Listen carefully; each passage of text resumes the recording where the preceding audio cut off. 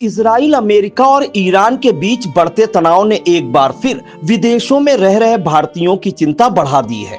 इसी कड़ी में उत्तर प्रदेश के लखीमपुर खीरी की बेटी अनन्या पांडे अबू धाबी में फंस गई हैं।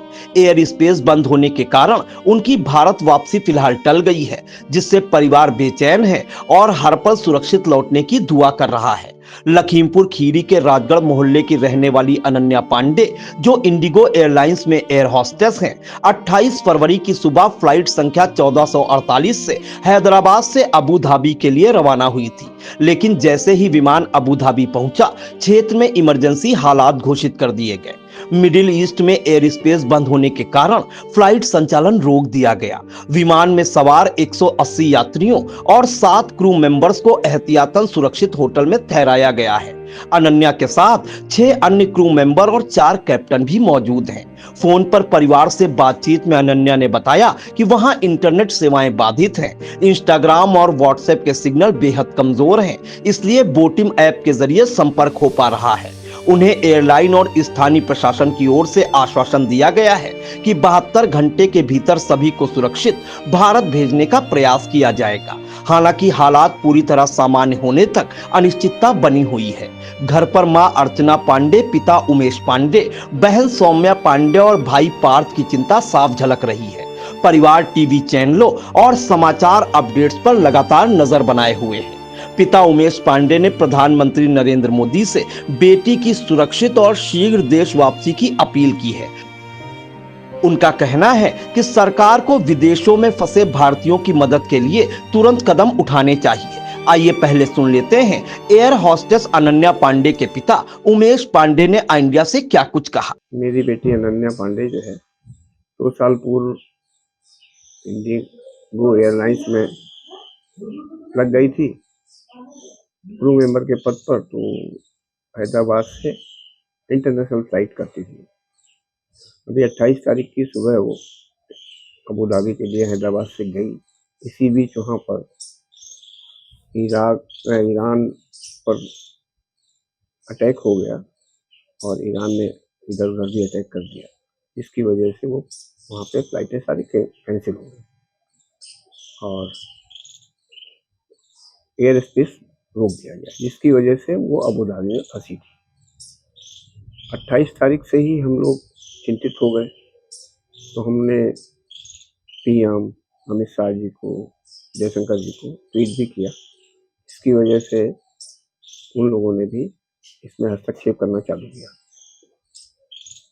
साथ में इंडिगो को भी ट्वीट किया गया, तो इंडिगो ने भी अपने सारे सोर्स लगाए। बेटी से बात होती है बॉटमिल ऐप पर, जिससे उसकी कुशलता की जांच हम लोग करते रहते हैं। अभी भी बात हुई, दोपहर भी बात हुई। वहाँ पे खाना वाना सब ठीक मिल रहा है और सरकार भी प्रयास कर रही है और इंडिगो भी प्रयास कर रही है। आज दोपहर की वार्ता के क्रम में हम बताना चाहेंगे कि शायद आज रात तक या कल तक वो वापसी भी हो सकती है।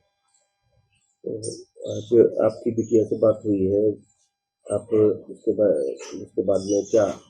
मुझे आशा है माता रानी से, हम लोग प्रयास कर रहे हैं कि सकुशल सभी लोग वापसी आ जाएं, क्योंकि हमारी समझ से 4-5 फ्लाइटें गई हैं इंडिया से, वो सारी फंसी होंगी और महज स्तर पर यात्री भी गए होंगे, क्योंकि एक फ्लाइट में कम से कम 150-200 आदमी जाता है।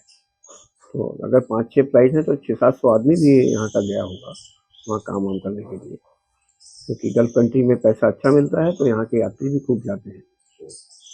मैं ईश्वर से प्रार्थना करता हूँ, आप लोगों की दुआएं चाहता हूँ कि बेटी सकुशल वापस आ जाए। अनन्या पांडे की बड़ी बहन अदिति पांडे ने क्या कुछ कहा, आइए वह भी सुनते हैं। हाँ, वो मेरी छोटी बहन है, उसने 2 साल पहले कैबिन क्रू ज्वाइन किया था। अभी उसका अबू धाबी में इंटरनेशनल लेओवर था। जैसे वो वहाँ पे पहुँची उसी दिन अटैक वगैरह हो गया और उसके बाद रिटेलिएशन में जो यूएई पे अटैक्स हुए, उसमें उसने अपनी एयर स्पेस बंद कर दिया, जिसकी वजह से वो वापस नहीं आ पा रही है। अभी सुबह बात हुई थी तो आज आने वाली थी शाम में, तो लास्ट टाइम पे 2 घंटे पहले उसकी जो है फ़्लाइट कैंसिल हो गई है। अभी वापस से बात हुई है, कुछ चल रहा है बात, सबको बिठा के कोई मीटिंग वगैरह चल रही है। अभी नेक्स्ट टाइम जब वहाँ पे इंटरनेट कनेक्शन वापस से कुछ होएगा, पता चलेगा, तब अपडेट होगा कि कब तक आएगी। क्या आशा है और क्या बात हुई है? आशा तो यही है कि 1-2 दिन में वापस आ जाएगी। आज ही जाती। उधर ईरान की ओर से हुए मिसाइल हमलों के बाद इजराइल में रह रहे भारतीयों के परिजनों की चिंता बढ़ गई है। फूलबेहर क्षेत्र के अंदेश नगर निवासी विजय शंकर यादव पिछले 1 वर्ष से इजराइल के हरेरा शहर में गत्ता फैक्ट्री में काम कर रहे हैं। विजय ने बताया कि वहां लगातार सायरन बज रहे हैं और अलर्ट मिलते ही लोगों को बंकरों में भेज दिया जाता है। प्रशासन ने 2 दिन का राशन और पानी साथ रखने के निर्देश दिए हैं। विजय शंकर यादव के अनुसार इजराइल की सुरक्षा प्रणाली अधिकांश मिसाइलों को हवा में ही नष्ट कर देती है, जिससे बड़े नुकसान की आशंका कम हो जाती है। फिलहाल वे सुरक्षित हैं, लेकिन परिवार की चिंता कम नहीं हो रही। मौजूदा वैश्विक हालात ने विदेशों में रह रहे भारतीयों की सुरक्षा को लेकर कई सवाल खड़े कर दिए हैं।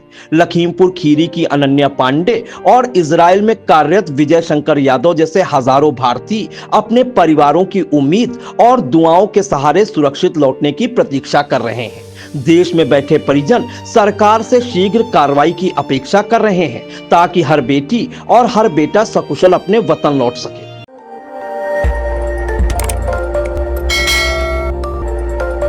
खबर आपकी, नजर हमारी। देखते रहिए आई इंडिया।